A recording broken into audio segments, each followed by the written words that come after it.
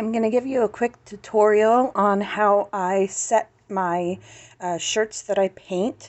I will sometimes use vinyl, sometimes I like to hand painting, depend on the project. So this is just basic acrylic paint. I like the apple barrel that you get from Walmart. So this is just an example, one of the colors I used on there. And you use 2 parts paint to 1 part fabric painting medium. You can find this at most craft stores, Walmart. I got this one on Amazon for just a couple bucks. A little goes a long way. It lasts a long time. So 2 parts of paint, 1 part fabric medium. I have my finished project here. I have it sitting. This is a piece of cardboard that I have reused many times. And what I do is I put down a couple pieces of freezer paper, and then to help protect the cardboard and help it last a little bit longer, I'll put down some scrap fabric that I don't need, and then cover that with freezer paper, and I tape along the edges or just the back side just to get it on there. And every time I do a new project, I just put on a new piece of freezer paper, and it gives it more and more protection. If your project is small, you only need half the amount of freezer paper. So this one I did 2. I did, one down here and I did one up here. I put my shirt over this on top of the freezer paper. The reason why I use freezer paper is because it's coated in a light plastic, and you'll see on the shiny side that that's a light plastic, and that can come off, that melts off. And so I like to do this sometimes for the vinyl, but mostly for the hand painting, because you'll notice that any parts where you may have been a little more heavy on paint or may have saturated kind of through where you needed to, that slight shine that you see is the plastic that is melted onto it, and it helps protect the paint longer, gives it, more stability. I have shirts that I painted for my daughter that are going on 4 years old, and they are still fine. No cracks, no nothing. It's about finding the right, sometimes some paints are a little thinner. Sometimes they're a little thicker, so you may have to go a little less or a little more on the medium. You don't want runny paint, but you don't want thick paint either. You want a perfect consistency. If you don't have enough medium, your project is going to end up kind of stiff and crunchy, and you're going to have one of those stiff designs. So just keep that in mind. And if it's too thin, you're going to have to do lots and lots of layers, and it's going to soak through.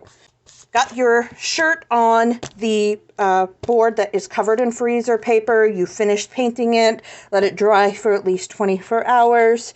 Make sure that it's on a nice flat, hard surface. You don't want any of the shirt bunching behind it to get in the way. And then you take a piece of freezer paper, unused, that covers the entire image.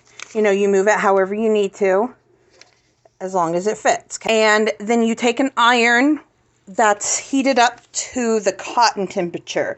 If you are using, some kind of fabric that is not cotton, you're going to probably want to use a lower temperature. Don't take my word on this, so you might want to do some Google research on that, because I know it takes a really good amount of heat to press vinyl. And if you're trying to put vinyl onto something more delicate, I imagine you're going to want a lower temperature. But again, Google that. I've got my iron all preheated up for cotton temperatures.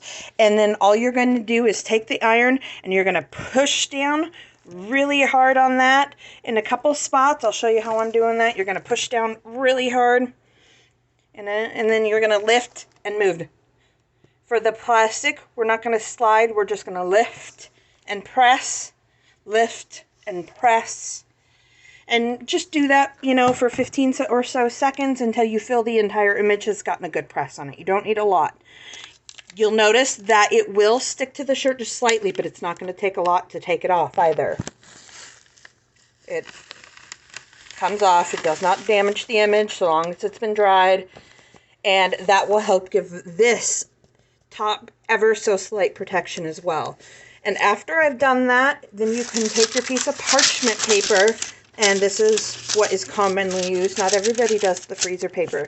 I saw that hack many years ago on a YouTube channel. Can't remember which, though, and I found it brilliant. So anyways, you've got your parchment paper. Now here you can press, you can slide, you can whatever, same temperature. do that for a good 30 seconds or so. You're going to want to make sure you get everywhere. I've already done this shirt, so I'm not going to do it as long as I need to. So once you've got that, you take it. You can remove the shirt while it's warm. You can wait until it's cooled down. It is your preference. And it will slightly stick to that as well. Just lift it. There's no damage to the shirt, no damage to the image. And then for extra protection, you want to do an extra heat set. Turn it inside out. Toss it in the dryer for about 20 minutes or so.